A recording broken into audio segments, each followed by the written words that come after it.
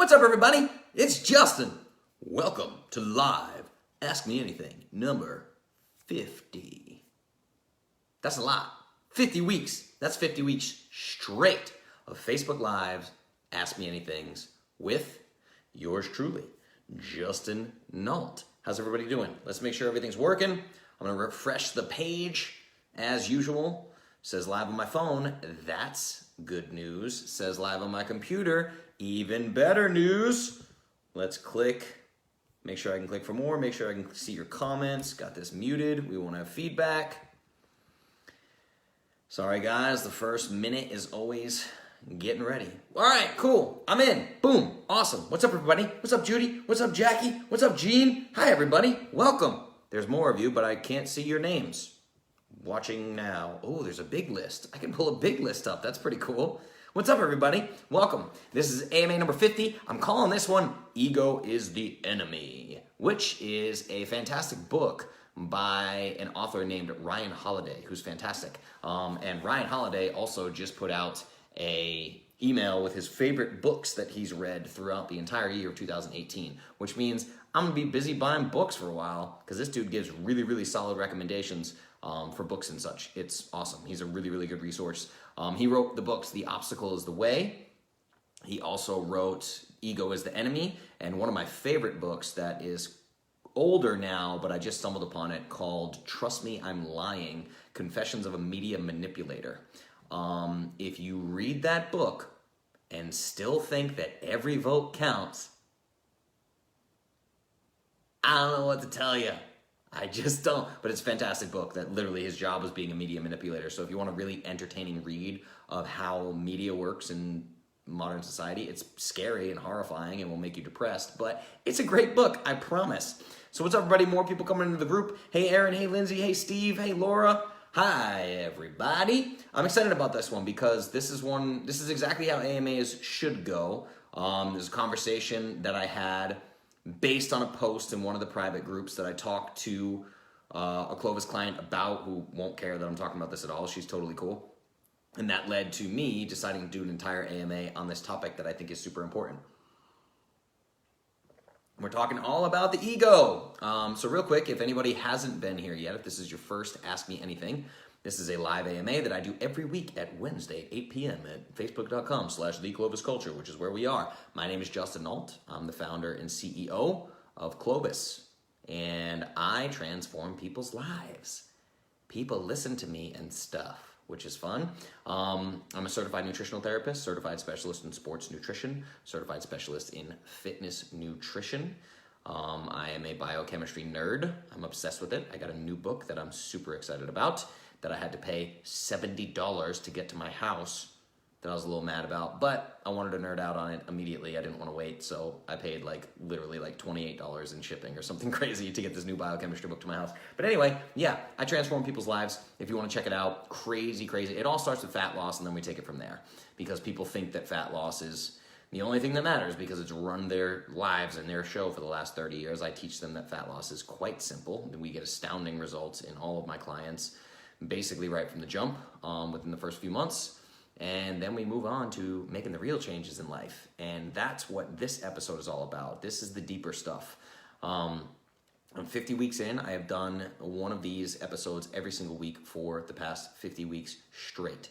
So coming up on a year, I'm really, really proud of that. That's pretty cool. There's over 60 plus hours of content for you to devour at clovis.show. Go to clovis.show. The latest one is clovis.show/Diana, D-I-A-N-A. Clovis.show/Diana was a great conversation with Diana Rogers. If anybody listened to that and wants to give me feedback during this Facebook Live, I would really appreciate it. Let me know what you think of that episode, what you thought, past tense, of that episode, if you already listened to it.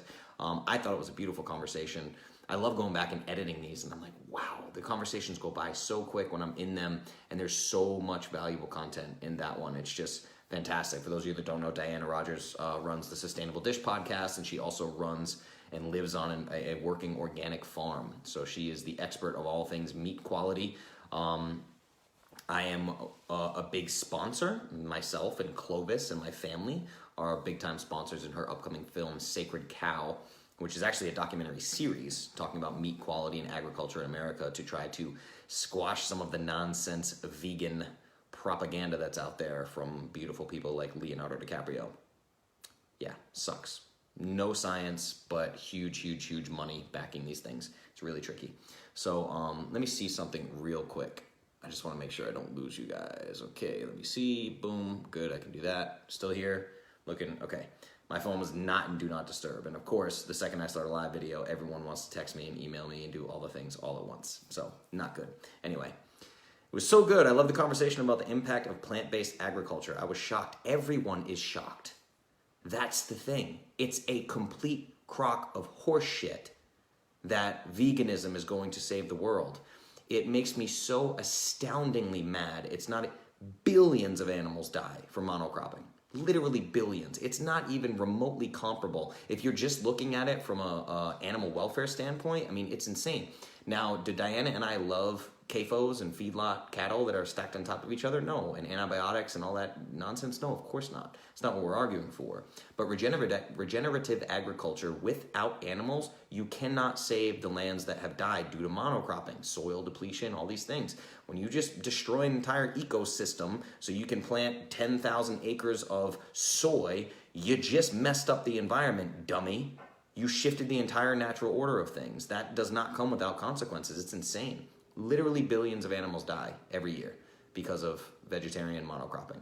So this least harm nonsense is ridiculous. So if you want to, that's basically what the Diana conversation was about. So a large portion of it. So if you want to check that out, if you're interested in that kind of thing, if you think that you don't eat animals or something because you think you're saving the environment, you could not be more wrong. And even most of the science that gets cited of saying that there's a big impact on global warming and things like that from cattle have all had to come back and say how much they lied.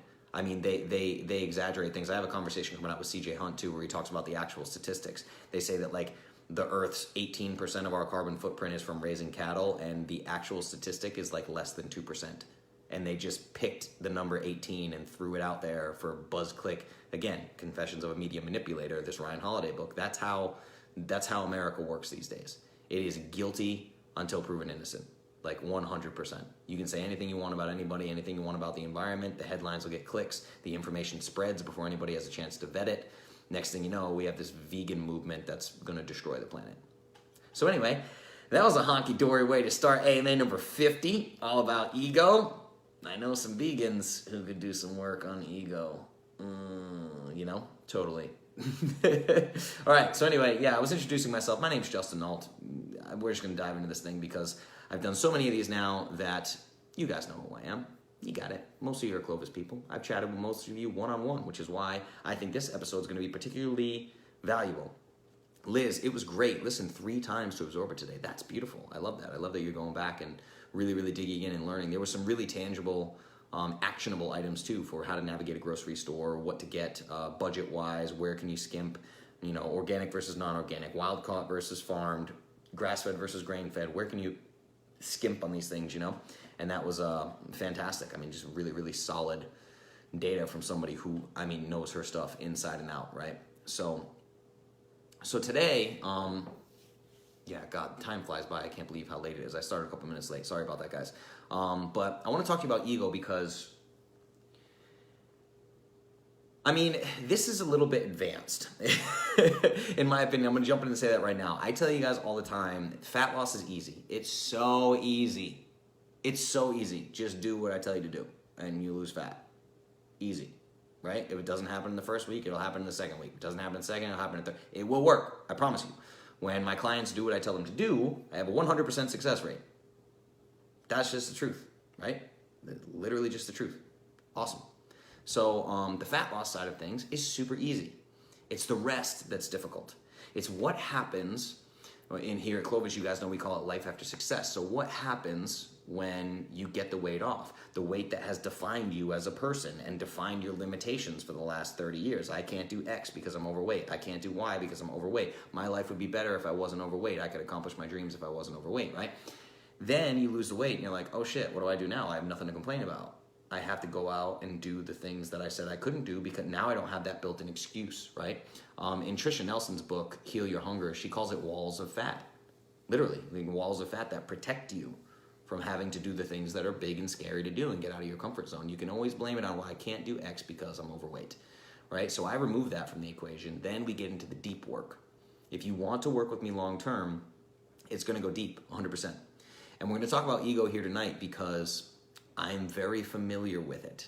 Okay, it's just like I've never asked you to do anything in the fitness space or the nutrition space that I have not done myself. That's just an ethos that I live by. I'm not going to ask you to do anything that I haven't done. I could suggest the craziest biohack in the world, and if I suggest it, it means I've done it, you know? So you got to understand that. What's up, John? What's up, Sam? Hi. I would not recommend to you anything that I haven't done, right? So the same thing goes for work on the ego.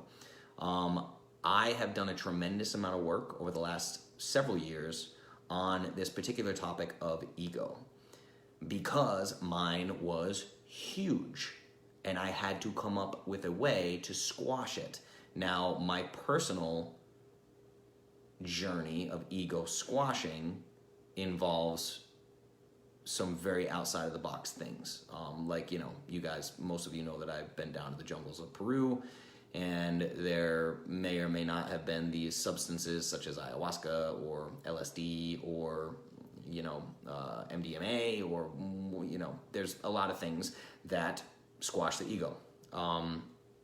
So there were things like that that were very beneficial on my journey, right? But in the same sense, traditional therapy is huge. Lots of books. I can give you endless book recommendations. Most of the ego books I've read are actually inside of the I Am Clovis platform. When you get a custom nutrition plan from me, you get my whole reading list.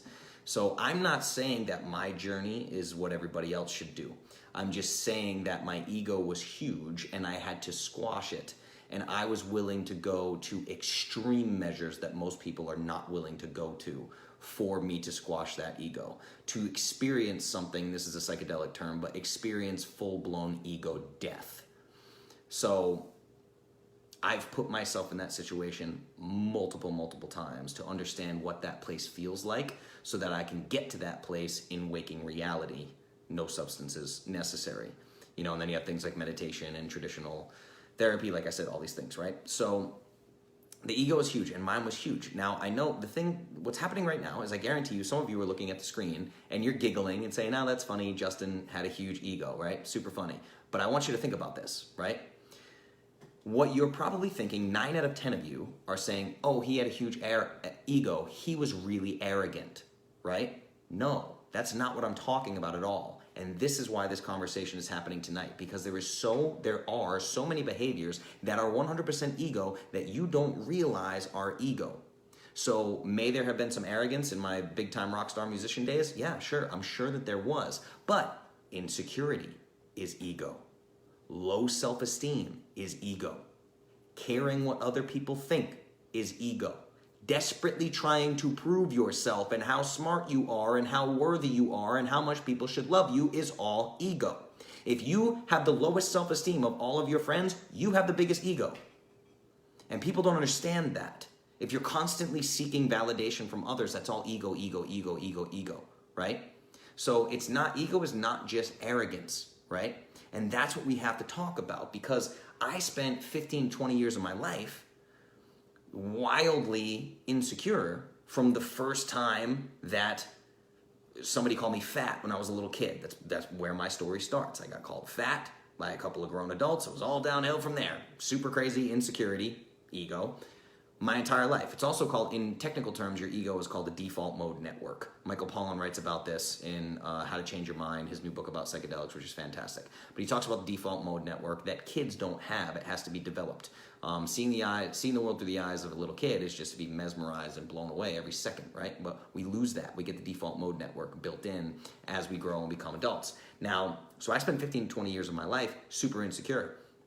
I also spent that 15 to 20 years of my life wildly charismatic as a professional entertainer, TV, albums, all the stuff, right? You guys know all this, right? So I'm literally an entertainer for a living, super charismatic, tons of friends, getting tons of attention all the time. Anybody would have thought that guy right there, that Justin guy, he's got the highest self-esteem of anybody in the room, but I didn't. I was incredibly insecure, right? And that's all ego. So there is a reason why I can see through your behavior. I can see through your behavior when you can't. This is why, because I've lived it and I had to come out the other side, right? So like I said, I chatted with somebody about this today, and this is how most of these AMAs start. I talk to a client. All my clients are super cool. I love them to death, and they don't care that I talk about this stuff. I'm not naming any names or anything like that, but we had a really good conversation, and I explained some things in a way that I think really clicked that I want to share with you guys, the rest of the group, right? Because there's a reason I can see through your conversation, and it's because, your behavior. And that's the conversation we had. Why can I see through your behavior, right? Because I've done it. That's it, right? So what happens is, for most of you, my Clovis family, as I call you, right? I follow you guys on social media. You follow me on Instagram, I probably follow you back. You friend me on Facebook, I probably accept that friend request, right? But what does that mean? That means I see your stuff. I see your posts. I see the things that you say, the way you engage people. I see this outside of the Clovis community. So I see how you really behave, right? And sometimes some people's way of quote unquote sharing Clovis or sharing their journey is literally spraying ego in everyone's faces like a fire hose. That's like their version of sharing. And they don't know that. They don't know that that's the case. Now I'm going to stop here real quick and I'm going to say this.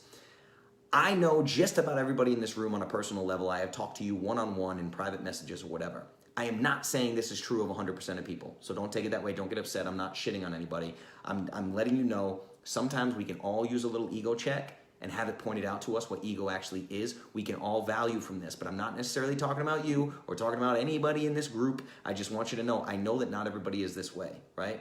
But there are a lot of times when people don't even recognize it, that when they think they're sharing, to share their journey, to share their success, they are spraying ego, right? They're spraying ego everywhere, and they just don't see it. So I'm gonna try to make you guys see this in a way that you may not have seen it before. And I'm gonna do that through a thought experiment, okay?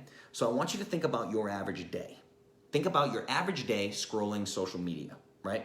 So you're scrolling through Facebook, you're scrolling through Instagram, you're checking out your girlfriend's feeds, you're checking out your family's feeds, your mom's feed, whatever. So you're looking through Facebook, you're looking through Instagram, and lo and behold, you come across the holy grail of all social media, the before and after picture of one of your friends who has decided to share their before and after picture. So you see the before and after picture, and it's their amazing new diet that they can't wait to tell you about, and this incredible fat loss supplement that they've discovered that is the God's gift to fat loss, and you need it, and blah, blah, blah, blah, blah, and you see their before and after and all this nonsense. What do? You roll your eyes. You roll your eyes back in your head and go, oh my God, this person. I do it too. I hate those posts. And the thing is, now that you're Clovis, you probably roll your eyes even harder. Because you're like, oh, this person lost 30 pounds at Weight Watchers. They're just going to gain it right back. Justin talks about The Biggest Loser and talks about BMR. This dumbass doesn't know what they're doing. They're going to gain back all their weight. Right? That's what you do. Okay? So let's be honest about that.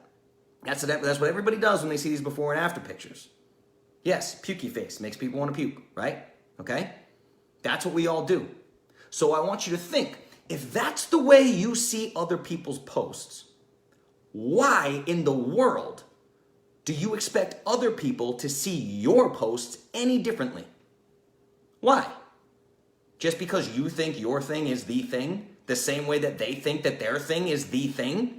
And you're judging the shit out of their post, they're judging the shit out of your post. They think you're full of it. They think I'm a crazy person, right? They don't want to hear about your success. They don't want to see your before and after picture either, especially when you're 3 months into Clovis and you're claiming you have all the answers under the sun, right? That's ego, ego, ego, ego. So what happens is they see your post that same way, or God forbid, they make a snarky comment on your post, and the next thing you know, we got 2 people, you and the other person, in a full-blown political debate about nutrition on Facebook, arguing like 2 4-year-olds fighting over a fire truck. That's what you're doing. And neither one of you can see that it's ego. And that defensiveness you feel when somebody attacks your new Clovis lifestyle, that defensiveness you feel is all ego. All ego. Because you're trying to prove yourself and they just shit on you. Oh boy. Oh boy. There's that defensiveness. That's nothing but ego. They made you feel stupid. And now in your head, you must avenge your honor. You must show them that you're not stupid. I'll show them. I'm going to go rewatch Justin's AMAs, and I'm going to come back when I have more ammo to prove to this bitch that I know what I'm talking about. That's your ego. And they don't care. Right? That's 100% your ego. You're in an unwinnable argument. And in this moment, everybody loses. You lose, the other person loses. Anybody who wastes their time reading that comment thread loses. And I see this happen all the time. And the biggest place it comes up is with parents. Okay? And here's why. Because you might be Little Miss Badass who is strong enough to deal with somebody making fun of you for your lifestyle choices. That all goes out the window when they attack your parenting, right? You might be able to put up with the haters when you're just posting your pictures in skinny jeans, right? But when people attack your parenting, all bets are off. These parents absolutely lose their minds. They go ballistic, all right? Because other parents are going to judge. They will judge you. They might call you out in public. They might call you out sitting at a table of your friends. They might call you out at the company Christmas party. They might call you out sitting at your mom's dinner table. Your cousin might call you out, right? They might call you out at the PTA meeting and say you're depriving your kid and you're doing this and you need to give him sugar, let the kid live a little, blah, blah, blah, blah, blah. They'll try to debate you and they'll try to get you stuck in questions they know you can't answer because you're not me. Newsflash, right? You may have seen all my AMAs, but you're not me. I'm not going to get stuck in that debate, but you might because you went out before you were ready and you tried to be Alexander the Great and take on the army of the masses, like 300. You shouldn't have done it yet. You see what I'm saying? That's a big deal because when they expose you, because they will expose you, there will be something that you don't have an answer for, they're going to expose you, and then what you're actually gonna hear is not the things they're saying to you. You're gonna hear, you are a bad parent. You are not good for this child. You are doing a bad job. You are stupid. You are less than. You are not good enough. That's what you're going to hear. That's what your ego is hearing. Your ego is taking whatever words are being spoken and they're spinning them into the words that I just said to you. You're not good enough. You're less than. You're a bad parent. You're stupid. That's what you're hearing. And your defenses go up. The smoke's coming out of your ears and you feel the need to defend yourself. But stop and think just for a second. What would life be like if you genuinely didn't care what other people think? What would your life be like? And half of you, right now, I guarantee half of you are looking at the screen and you're going to start screaming, I don't care what other people think. They're a bunch of assholes and they're stupid. No. I don't care. I don't care. Oh, really? Really? You don't care? You just freaked out. So those of you that are feeling the strongest need to scream at the screen, to scream at me right now and tell me that you really don't care what people think, you got the biggest ego. Sorry. 100%. You know, it's like screaming at me that I don't care what people think. Or putting a post up, even worse. I love when people, I put a post up just to tell the world that you don't care what they think. That's like the punk rock kid in high school who spends an hour and a half putting his hair in Liberty spikes every morning so he can go to school and walk around and say, I wear my hair like this because I don't care what people think. He cares what people think the fucking most. More than anybody else in school. He's got a peacock because he cares that much, right? Yeah, Steve, wish I didn't care. Everybody cares, man. It's human instinct. Until you work on this and you get the skills and the tools necessary to actually learn and practice how to not care. You can do this. You can work on your ego. You can train your ego. So let me explain something to you. It's 8:30, okay. Let me explain something to you while we talk about this ego thing. I need you to understand something, and you're not going to like this part. You're not going to like the next few things that I say. Nobody cares. Nobody cares about you. Nobody cares about your journey. Nobody cares about your kids. Nobody. They don't care. They'll argue with you, sure, but they don't actually care. Nobody cares except you. Okay? You are the one who cares. So what happens when a debate happens? When an argument comes up? Christmas party, whatever. Somebody talks shit about you and your parenting, right? Here's what happens. You lay in bed and you can't fall asleep. Why can't you fall asleep? Because you're stewing. You're thinking about this debate that you had with this person who does not care about you, and you're reliving it. You're reliving this moment over and over and over in your head, and you're rehearsing things. You're sitting there, how dare she insult me? I'll show her. Next time, I'll get her. I know what I'll do next time. I'm going to tell her this, and I'm going to go watch AMA number 25, Fasting, Facts, and Fat Loss. I'm going to watch AMA number 9, Feeding Your Children and Their Gut Bugs, and then I'm going to have all this ammunition, and I'm just going to crush her next time. I'll show her. I'll show her. How dare she insult me, right? You're the one losing sleep, dummy. What are you doing? That's your ego. That's your ego screaming at you, okay? Literally rehearsing what's going to happen next time. An imaginary argument in your head that you keep playing over and over and over and over and over because your ego is stuck in a loop. You know what's happening across town while you lay in bed not sleeping? Your coworker is fast asleep, mouth guard in, CPAP machine hooked up, snoring like a fucking bear. They don't even remember the shit they said to you at the company Christmas party because they had already had 4 glasses of wine and a belly full of chicken fried steak, and they don't give a shit about you. They're sleeping like a baby. And your ego is spinning, man. Spinning, spinning, spinning. And you can't get out of this loop because you care too much. Obsession. Obsession, everybody. I don't give a shit. Right? Took me a while to get here. I can help you get there, I assure you, but you have to practice these things. Nobody teaches you about ego. They don't. They just say, don't be arrogant. Everybody thinks ego is arrogance. It's not. All of you, all these happy faces, all the like faces, all the smiles, all the emojis, all the comments I see, because you've all been there. You lay in your bed and can't sleep and you rehearse fucking imaginary debates. What are you doing? Right? I've been there. I've been there a million times. I've also been there as a full-grown man who punches another full-grown man in the face and then gets in trouble for it. I've been there too, right? Ego. Not good, everybody. Not good. You have to learn how to overcome these things, and you have to learn how to overcome them before you go out and start telling everybody that your way is the right way or that Clovis is the right way. This is the ego trap. So understand, again, nobody cares about your kid. Your coworker, if your kid gets type 2 diabetes, that impacts your coworker exactly 0.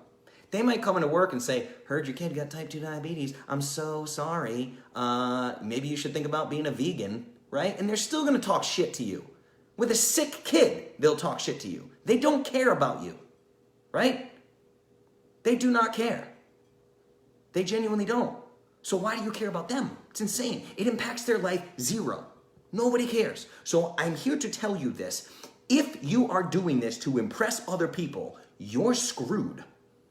You are going to fail long term.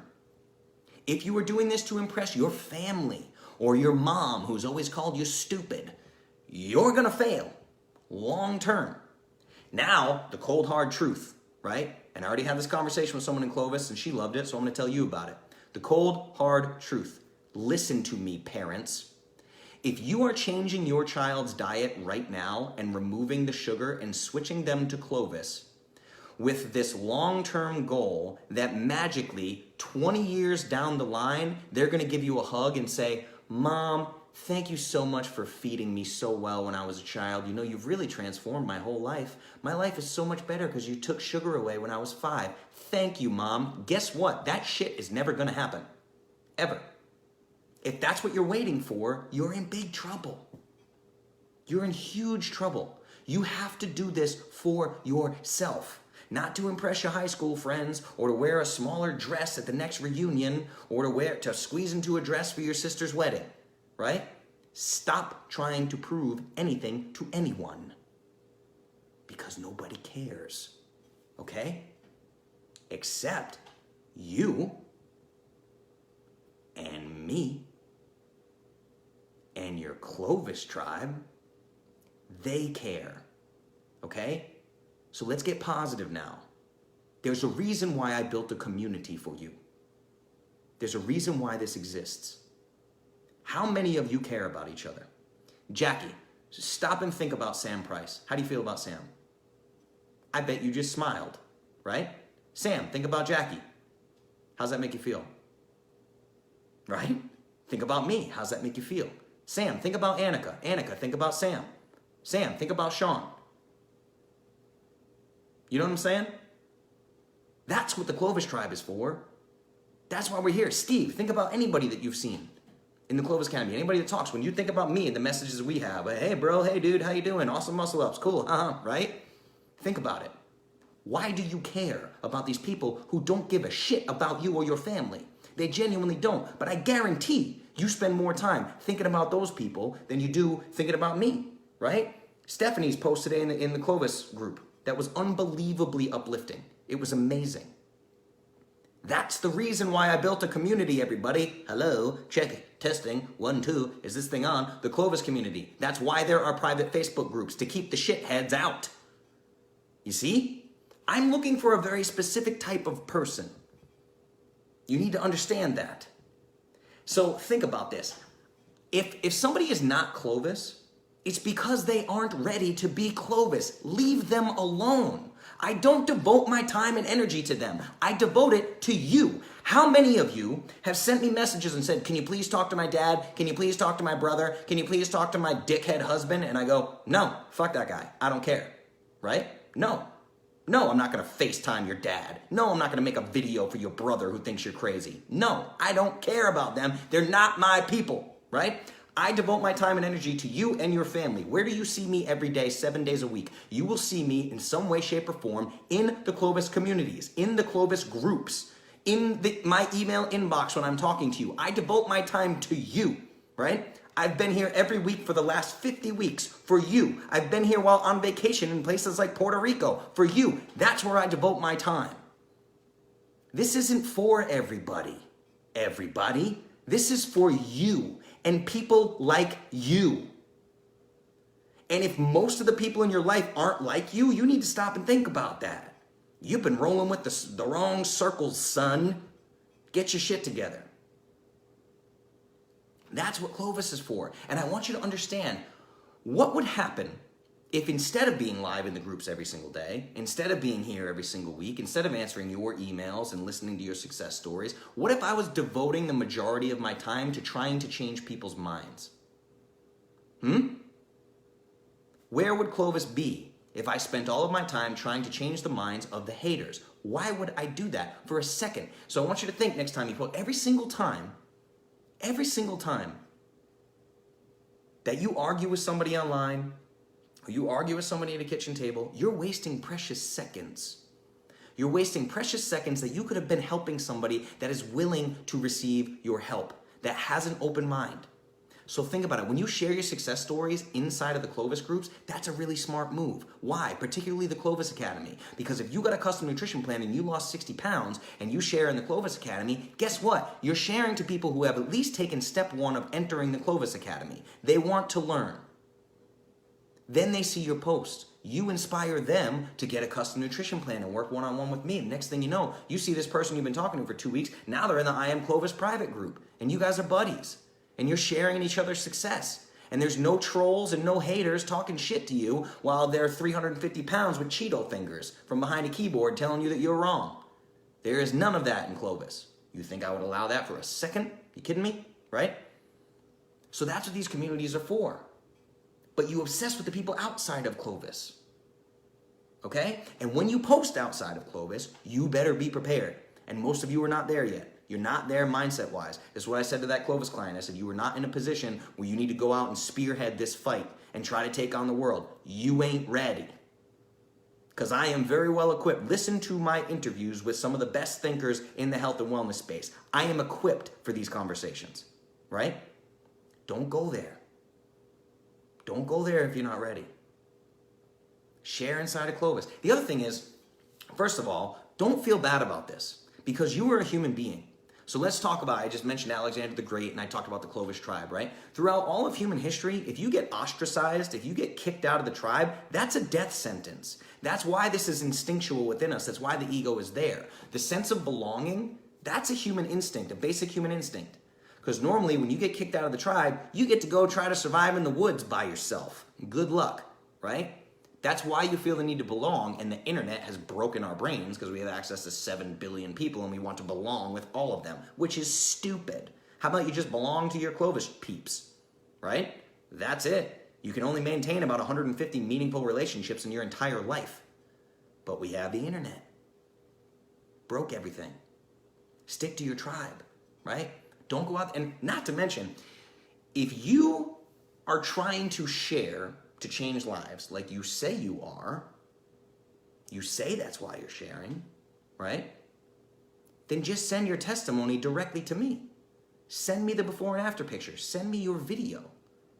Send me your video testimony. Send me a video of you crying and how I've changed your life. Send that to me. Why? Because if you really care about changing people's lives, I'm going to take that content and I will put it in front of more eyeballs in 1 week than you could do in a year. I run a digital marketing company. I literally run a media company at this point.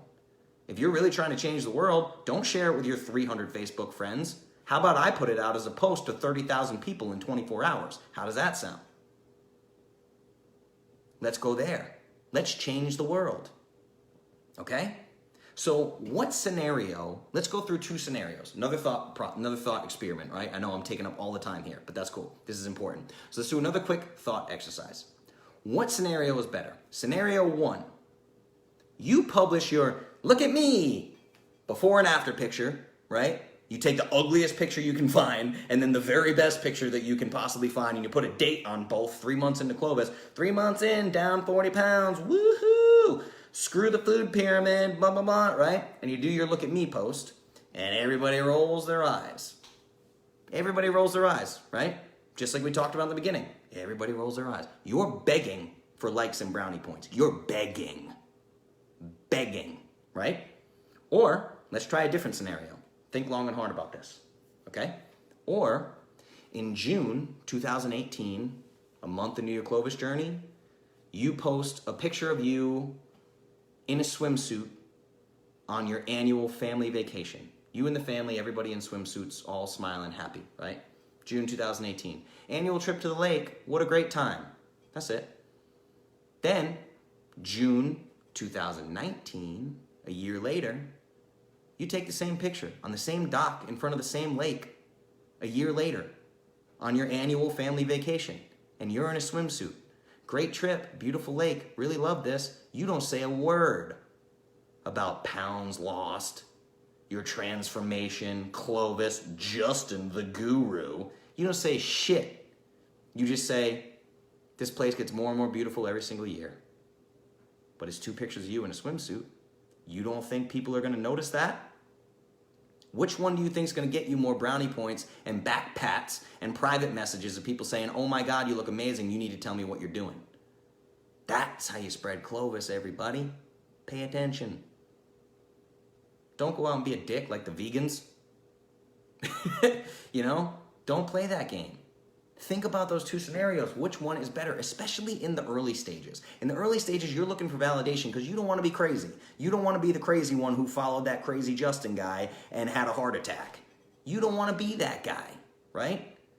You don't want to be alone. You're seeking external validation. That is what you are doing. You're seeking external validation. So like I said, if you want to share this message, then send your stuff to me and I'll share it for you. In front of way more people, thousands more people than you could ever reach with your little Facebook page, right? But that's not what you want. You want the post to be on your page where the people that you're connected to will see it, where the skinny pretty sister in your family will see it, and your mom who used to make you weigh yourself every week as a little girl, she's gonna see it, and your brother who's been teasing you about being fat for 10 years, he's gonna see it, and your coworker who's a real dick vegan is gonna see it. That's who you want to see these things. Which is why you won't send your testimony to me and let me spread it for you. No, it's gotta be on my, well, Justin, if you put it as an advertisement, my cousin Lori isn't gonna see it. And she called me fat at my sister's wedding 8 years ago. I'll show her. That's why you're posting. You're not posting to help people. Stop pretending that you're posting to help people, right? Now, I realize that we don't have much time left for questions. And I'm also giving you very poor advice here because it's my company and I should tell you to share as much as possible, right? But you have to remember, how you share is just as important as if you share. In fact, it's more important, because when you share like an egotistical asshole, that's one more person that is never coming to Clovis because they associate you with me. Understand? So how you share is very, very important. And I want you to keep in mind, I want you to share. I just want you to share properly. Only you know your heart, right? So the next time you're putting up a post or whatever, reread the caption.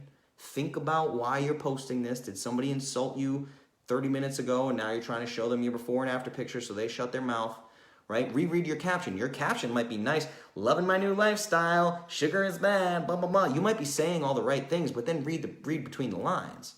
Are you actually saying, I'm super smart and all you fruit-eating sugar burners are a bunch of dumbasses? If that's what happens when you read between the lines, don't post that post. Don't let your ego win. Because you're just going to turn more people off to Clovis. You see, I'm interested in building my tribe. And my tribe is a very particular type of person. I'm not worried about the masses. I'm worried about you and your kids and your grandkids and your husband and your wife. Whoever you want to let in this little Clovis tribe, but it's a very particular type of person, right? I don't want a bunch of bodybuilding calorie counters in the Clovis tribe because they would talk shit in the groups and I would kick them out immediately. The same way I would kick them out in person if we were having a little get together. Right? So anyway, that's it. I hope this all makes sense. I just need you guys to understand that I'm trying to create a movement here. Okay? I don't care how culty that sounds.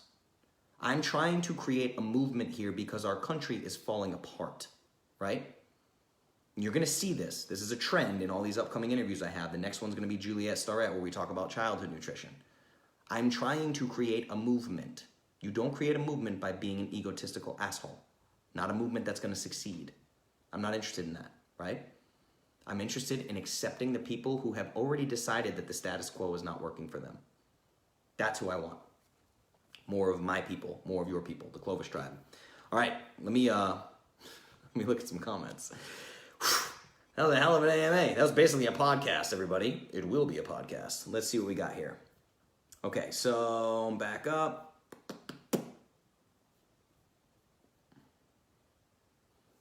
Obsessing about what you should have said. Yes, absolutely. I wonder what correlation there is between anxiety and ego. It is. It is. It is ego, right? So ego is basically obsessively worrying about the past or worrying about the future. So the basic way that people talk about it is like depression is a focus on the past, anxiety is a focus on the future, right? If you go back and watch the Depression, a Second Opinion AMA I did, I talk about how anxiety very easily leads to depression. So constantly obsessing about the future, like rehearsing future arguments that you're going to have with people, that's going to lead directly to depression. Anxiety can lead directly to depression, and everyone who has depression exhibits symptoms of anxiety. That's just science. So go back and watch the Depression, a Second Opinion episode I did. I talk all about that, right? What else we got? The Effort List, life lessons from a human crash test dummy. Cool, I'll check that out. They just need to spew words to show they have an opinion. Yes, the other thing with parents to make sure, to be sure, is that when you're sitting there saying, I took sugar away from my kids, you think that they're insulting your parenting. Their ego is saying, oh shit, this person has the discipline to actually remove junk food from their house, and I don't have the discipline to do that, so I'm gonna spew hate at them, because I can't do what they're doing. It's also a jealousy thing at play.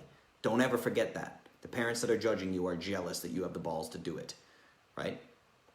Pretty sure my anxiety lives within my ego. Yeah, 100%. I really think it does. We got a cool mom. That's awesome. My mom is super cool. Way cool.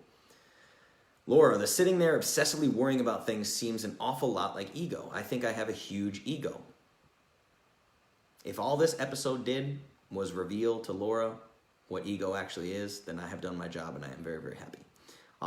Check out Ego is the Enemy by Ryan Holiday. It's a fantastic book. It's in the book list in I Am Clovis. The Subtle Art of Not Giving a Fuck might be in there. I believe it is. I'd have to go back and check, but that's another good one. Anything about Stoicism, but some of you, I don't know if you're going to like Stoicism. I'm a big fan of Stoicism. There's a good book called A Guide to the Good Life, which is like a beginner's course on Stoicism.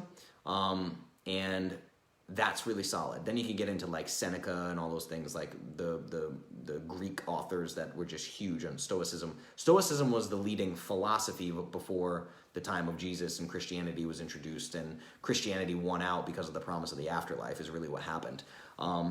Yeah, I don't think I'm gonna go down that road because I know there's a lot of you that are religious and conservative and all those things, but if you ever want to private message me, I've been deep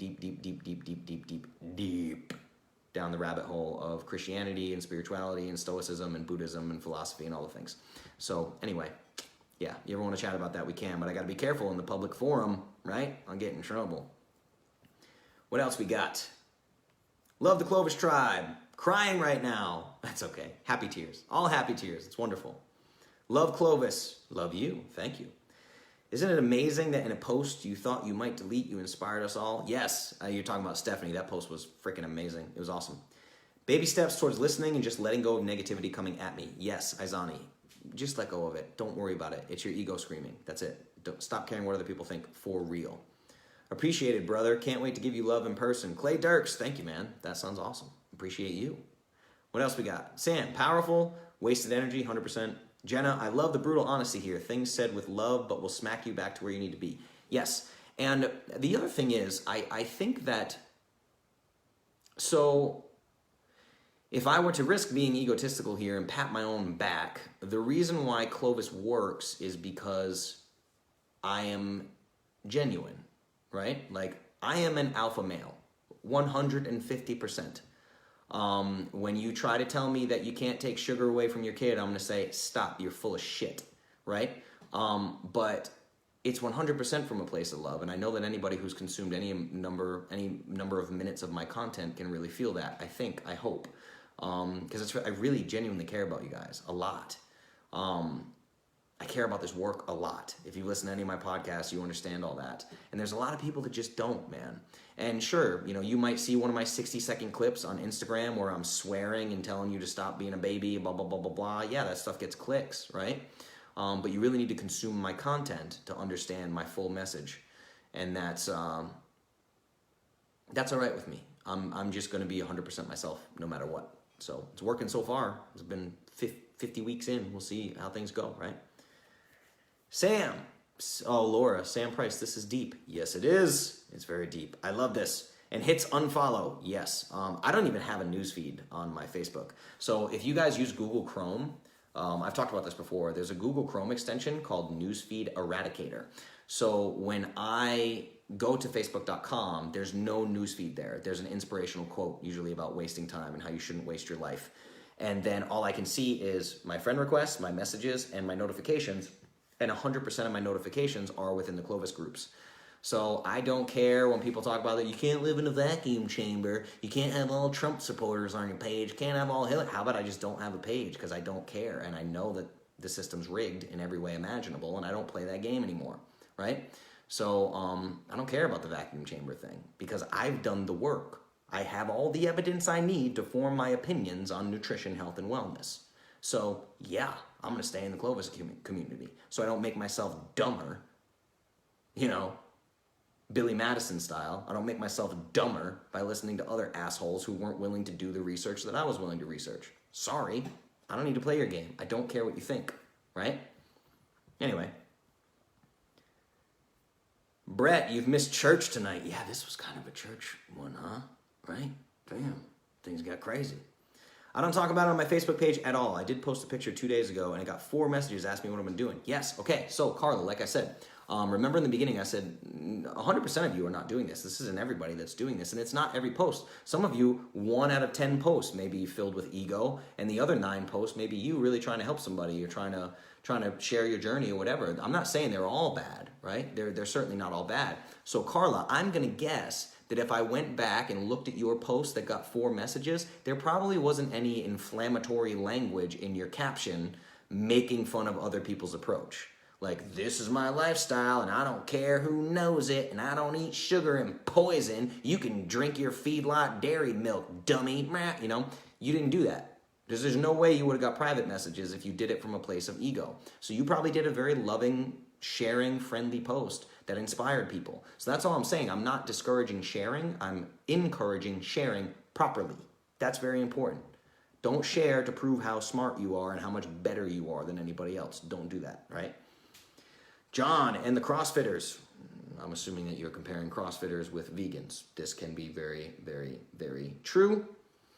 I just wish I could get more CrossFitters to come do jujitsu with me, but they won't do it. I don't get it, you know? My CrossFit coach roommate tells me carbs aren't the enemy and crushes a large pizza once a week. Good for that, dude. I don't care at all. Don't want to talk to that dude, and I know he wouldn't want to have his mind changed by me, so he's not one of my people. He can keep eating large pizza and doing CrossFit. That's cool with me, you know? Those dick vegans, yeah. I just want to help me to make my life better and healthy. Sharing on Facebook won't help me reach my goals. Yeah, sure. And again, it depends on how you share. It might, you know. There are ways that you can do this. There's psychological tricks too. You know, some people will say like, hey, this is day 1 of my Clovis journey, and I'm going to post a picture in a sports bra on day 45, and you give yourself a deadline that will encourage you to be strict or something like that. Like, you can use it in ways that are beneficial, right? I'm not saying that it's horrible or anything to share, you know. You can use social media correctly. The issue is it's very dangerous. Social media is a minefield. It's a minefield. You got to be a really strong person. Juliet and I, this conversation we have coming out on Tuesday, Juliet from Stand Up Kids, we talk about it. Like, the average person spends like 4.5 hours a day on social media. And I'm like, I can check the screen time on my phone. Your iOS 12 can do that and see where you have your apps and everything. And I'm like, I spend like 45 minutes a day on social media, and I run a social media company. What is everybody else doing? Like, if you're not an influencer giving people advice and managing 3 different private Facebook groups and Instagram and everything else, like, why would you need to be on social media for 4 hours a day? What? If you have an iPhone with the new iOS 12, go in and look at your screen time and start making changes to your life, pretty please, with sugar on top, right? It's a big deal. So you can, what I'm saying is you can use social media well, and you can use it very poorly. And it's way too easy to slip into the poorly place.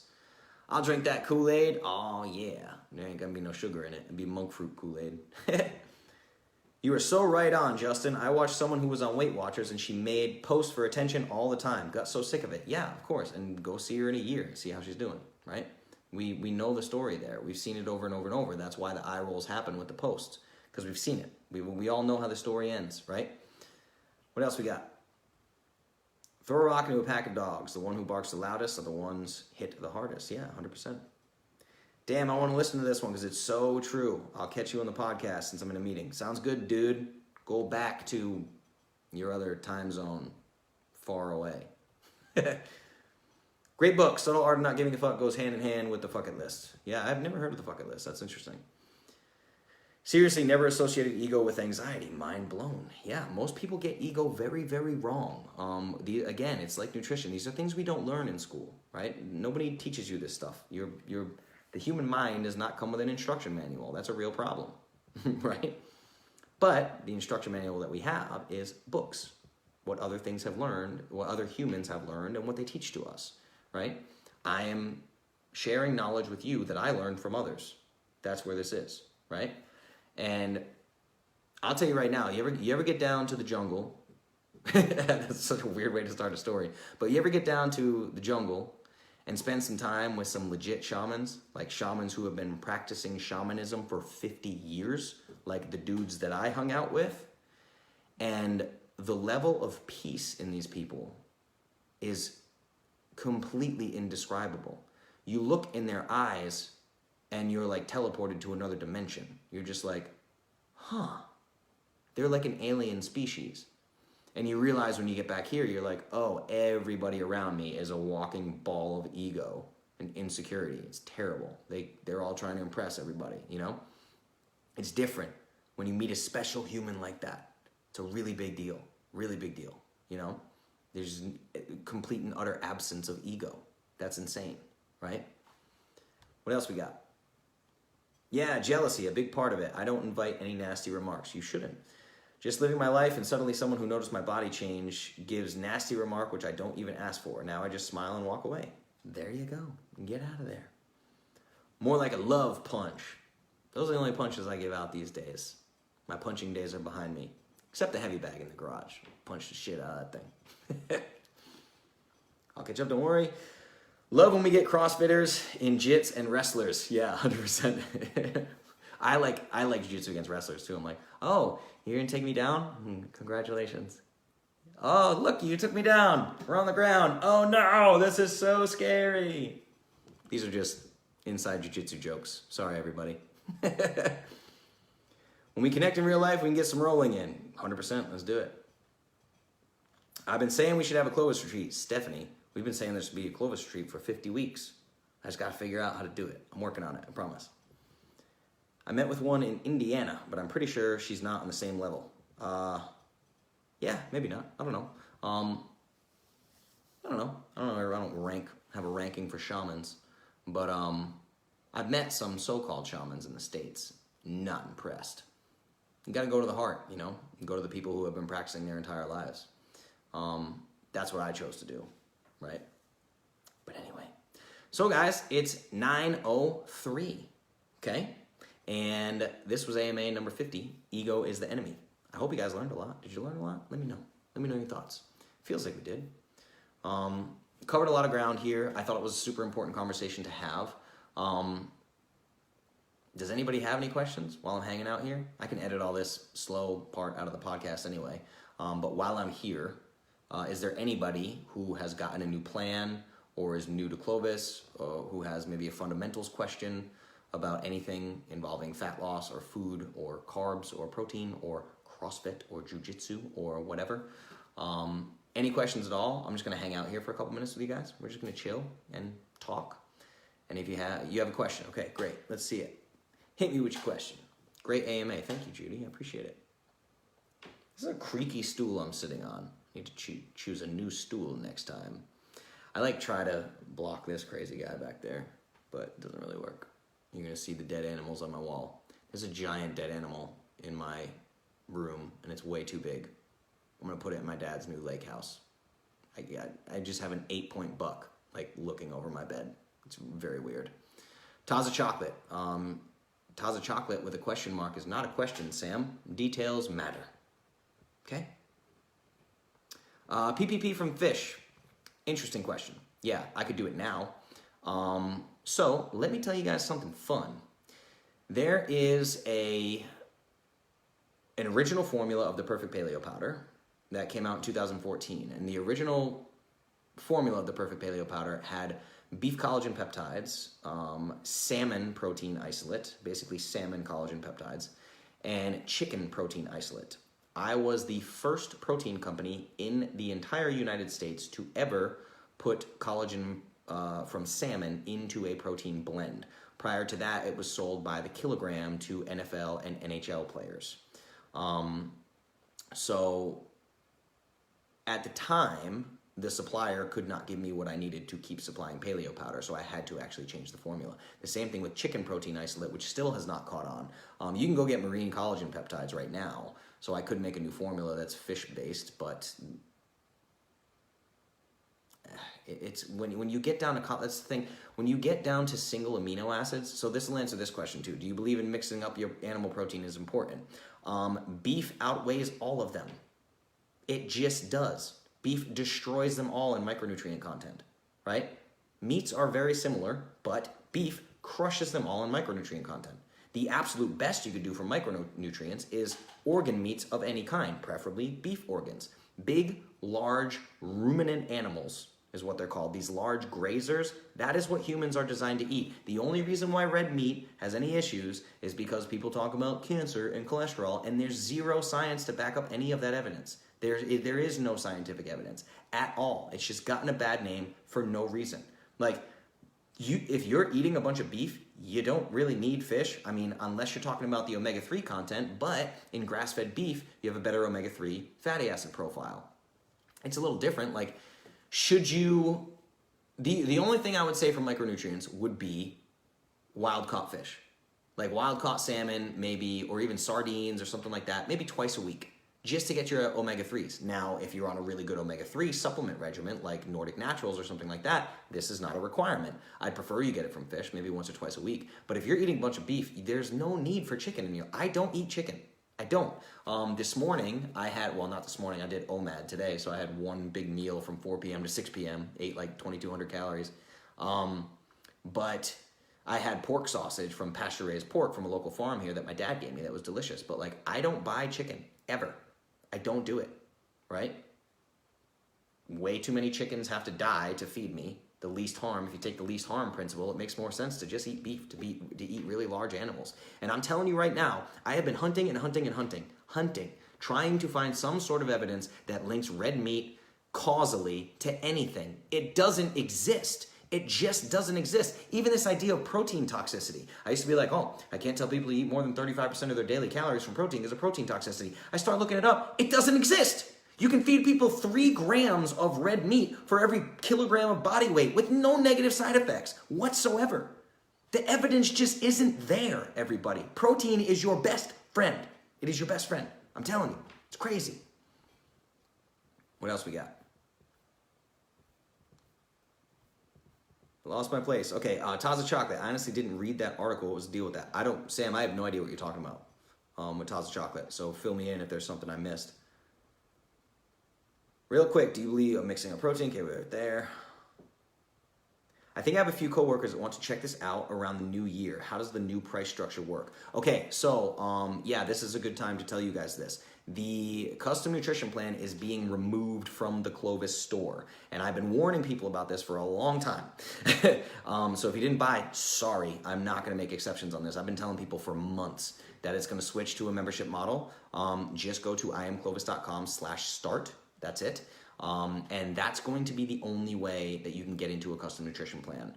The one-time purchase is going to get removed from the store completely. So iamclovis.com/start. That's where you want to send people. Yeah, that's it. You mentioned about fasting and it helps shrink up the skin. I feel like my skin is becoming more loose the more I fast. Okay, so here's the thing, Kayla, and I talked to you about this. Details matter.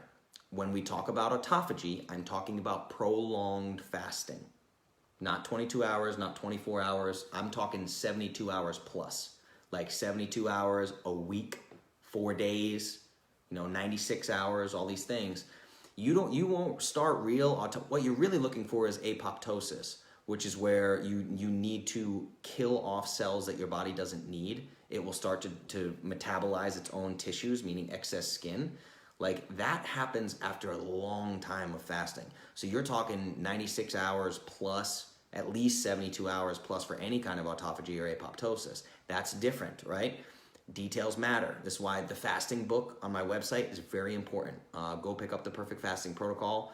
And I talk about this, the autophagy and apoptosis thing. If your goal is loose skin, I mean, basically, if you're just doing a 24-hour fast or an 18-hour fast or something like every other day, you're just doing caloric restriction. That's what you're doing, right? So week over week is just caloric restriction. You're going to get in trouble that way. You have to think about what's the goal of fasting. What is the goal? So if the goal is true autophagy or apoptosis or getting rid of some of these cells that are no longer needed through cell death and cell metabolism, you got to think about going prolonged, right? Rather than, and I also think that people are fasting way too much, right? These prolonged fasts, 4 days, 7 days, whatever. These are meant like once a quarter. Yet a 7-day fast is like twice a year, right? Really, that's how powerful these things are. I don't like this fact that people just heard me talk about fasting and now they just make their own fasting protocols and do it willy-nilly. Like you're gonna get yourself into trouble, So you have to think about precisely what the goal is and work towards that precisely as I say to. Does that make sense? Yeah. So. Like I always tell the story of the guy that fasted for 382 days and had no excess skin. Now the other thing is if you have excess skin from prior weight loss, the years prior, gaining weight, losing weight, gaining weight, losing weight, gaining weight, losing weight, the more that has happened in your life, the less likely it is that you're going to get rid of all of it. That's just a fact, right? Age plays another factor. Like if somebody, I know this isn't the case with you, Kayla, but if somebody's 65 years old and they're like, I want to get rid of this loose skin, I'm like, sorry, So there are limitations to this thing, for sure. Keep that in mind. The new podcast talked about that. So interesting. Livers then, yes, 100%. Yeah, you can eat like between 4 to 6 grams of liver twice a week and literally hit all of your micronutrient needs for the entire human body in a week in 2 sittings of liver. It's insanity. The micronutrient, it's off the charts. I watched a video last night from Dr. Gundry promoting Total Restore. A lot of the video explains the problem with lectins. Yeah, thought it was a good informative video that backs up everything you have said about the gut. 100%. There's nothing new under the sun. There will be, because new science is coming out. Again, all this gut microbiome stuff, like guys like Gundry and stuff, people think a lot is normal, right? Like we used to have milk delivered to our house when our parents were kids. You know what I mean? Like this shit is not old. Like lectins is new science. It's very new science. That's why people will fight to the death that paleo is perfect. It's not perfect. There's a ton of lectin containing foods. That's why people love to argue about keto and this, that, and the other thing, because this stuff is all brand new. We're talking science from the last 5, 10 years, and it's changing every single day, right? So this lectin stuff, this is all new. You know, we knew that gluten was a problem a long time ago, but nobody talked about it, you know? So yeah, just remember, it's like I'm just sharing with you guys what I learned, and this stuff is all 100% backed by science. There's nothing in Clovis that's not backed by science. So it's very important stuff. Gundry's work is great, except he loses me because he starts talking about cutting meat from the diet. It doesn't make sense. There's no evidence for it. So that's the thing, is like there are people that I respect. I respect Dr. Stephen Gundry very much, but he basically promotes a vegetarian diet, and that's bullshit. So if he could show me the science, I'd be willing to change my mind, but it's not going to happen because I read the entire book and went through all his citations. So they just don't make sense. Sorry, you know? Even though it was a sales pitch, yeah, his products are stupid expensive, and he came out with lectin blockers. He lost my respect when he came out with lectin blockers. Take this pill and eat whatever the fuck you want, lazy. Like, no, dude, he lost me there. Sorry. By when, Izana, I don't know. The membership thing, if people want to get in and get a one-time purchase, they better. But everyone inside is going to shift to a membership. There's not going to be any exception there. So that's just the way it's going. Go on membership, everybody.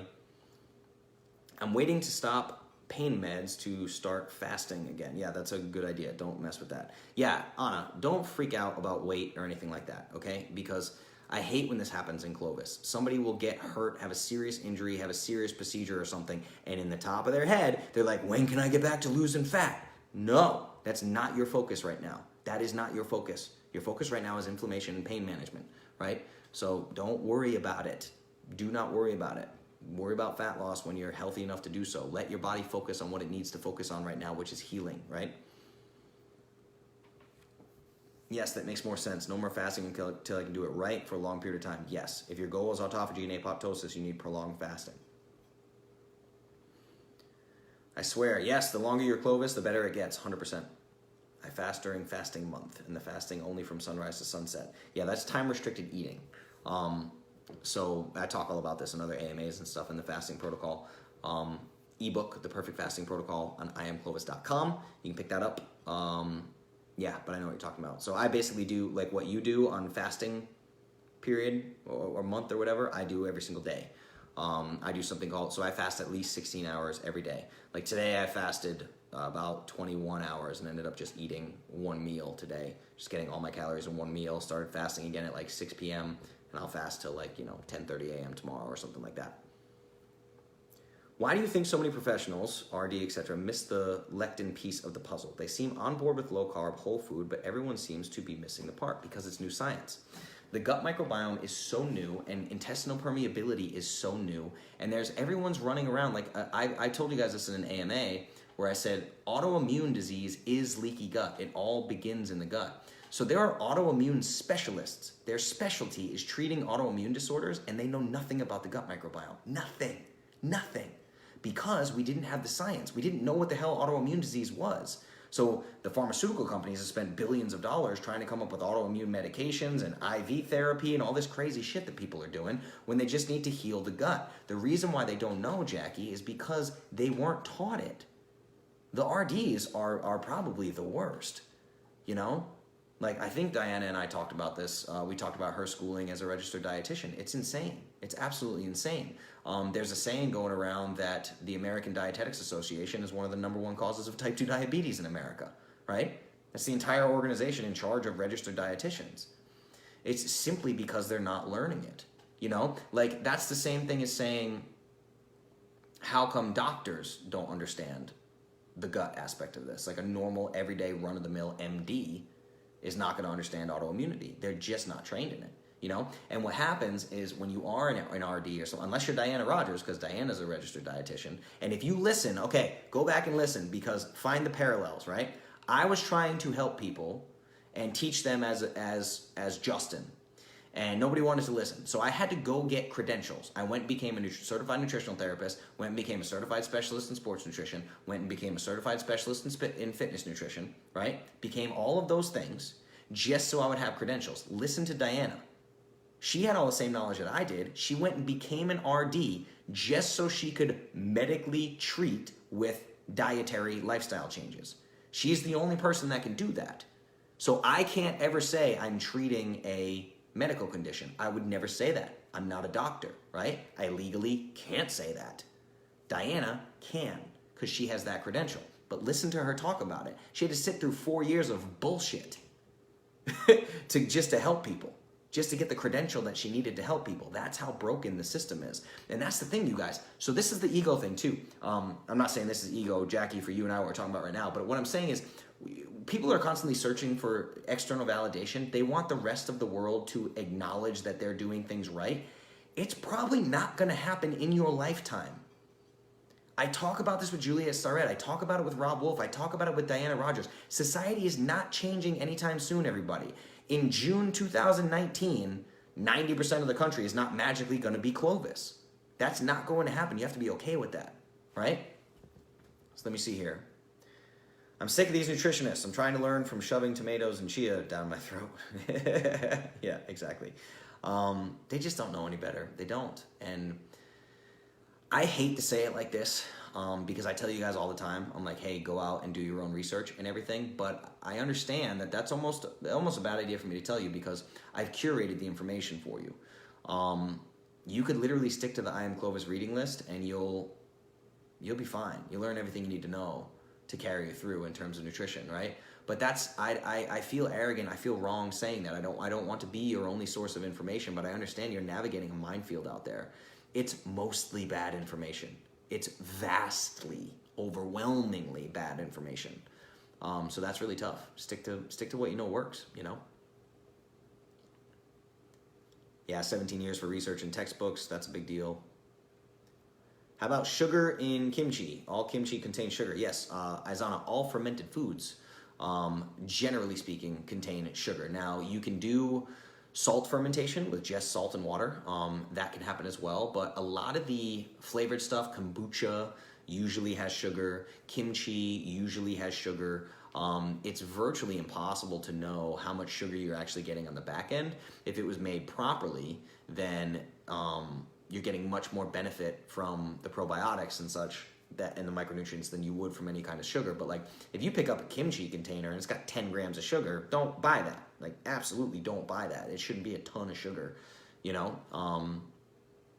Yeah, but a lot of times, the vast majority of times, fermented foods are going to have sugar in them because that's just the way the public wants them and the way the public consumes them. That's why I love the Bubby's brand, like their pickles and sauerkraut, because they don't use any sugar. They just use salt and water, which is fantastic.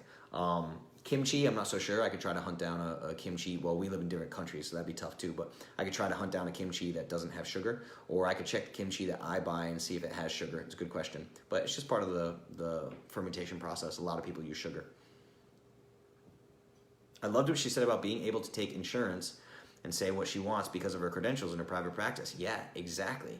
And here's the thing. Honestly, Sam, I love her approach. I'm glad that she's doing that. That's not the approach for me. Because I'm a social media guy. I'm very super young and in this kind of realm of things. Like Diana likes having few clients and focusing, like I'm trying to really create a freaking movement here. Now she's creating a movement in her own way that's fantastic through the spread of information, like being the mastermind behind this new documentary series that she's doing. That's fantastic that, Clovis is helping fund and all that. So she's a powerhouse in her own right. You know, everybody does what's right for them. She's working in her place of genius, which is a registered dietitian and working one-on-one with clients. And she consults a lot of people. She consults Nom Paleo. She consults Whole30. All these people as a registered dietitian. She can do that with those credentials. I'm interested in helping as many people as rapidly as I can. People that want to learn and people that are open-minded, of course, like we talked about, particular type of people. I feel like that could be an option for me as an FNP. Yeah, 100%. It should be. It absolutely should be. If I could go back in time, I would probably have all the credentials to be a functional medicine practitioner. That's probably what I would do. But I'm 32 and I'm not willing to go back and do that right now. The goals that I have in the short term and the long term, I always have a plan of what I'm trying to do. So for me, no. For you, yes, do it. Go ahead. That's a fantastic idea. I would get whatever credentials that you think will help you to do what Diana does, accept insurance and all those things. That's awesome. Don't send me messages during the live video, Clint. What are you doing, bro? Get out of here with your notifications. They're Bubby's Pickles. Jeez. Needy much?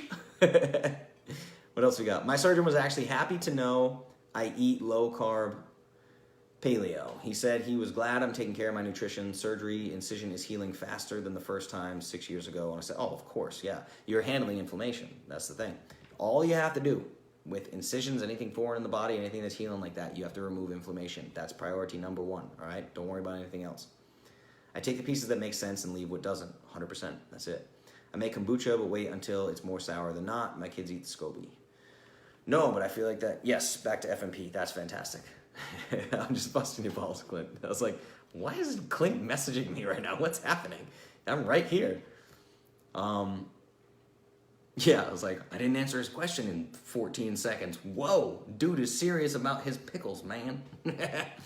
All right, so guys, it's 9:24. We've officially gone almost 90 minutes on this thing. So let's shut it down, but I love this. Next time, I won't do such a big spiel, and we can get into AMA a little bit sooner, because I love these questions. I love hitting all these questions as fast as we can. If anybody has another one, pop it in here real quick.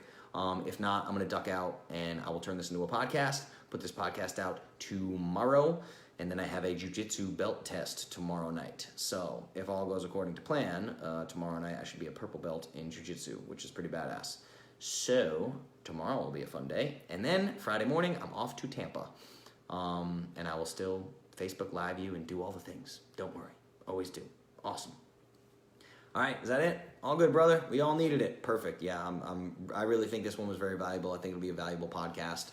I'll probably chop it up into shorter videos as well and share them in the groups just to give you guys little reminders of the main points. Super important, because it's very important that we share, but it's even more important that we share properly. See what I'm saying? Very, very important. So thank you guys for being here. My name is Justin Nault. You know that, everybody. AMA number 50, ego is the enemy. I hope you learned you something today. I hope you learned you something. Super important, right? Thanks, everybody. Thanks for being here. I'll see you tomorrow in the Facebook groups for the Morning Manifesto. We'll go back to Morning Manifesto tomorrow. Sound good? All right, everybody. Thank you. Good night. I love you.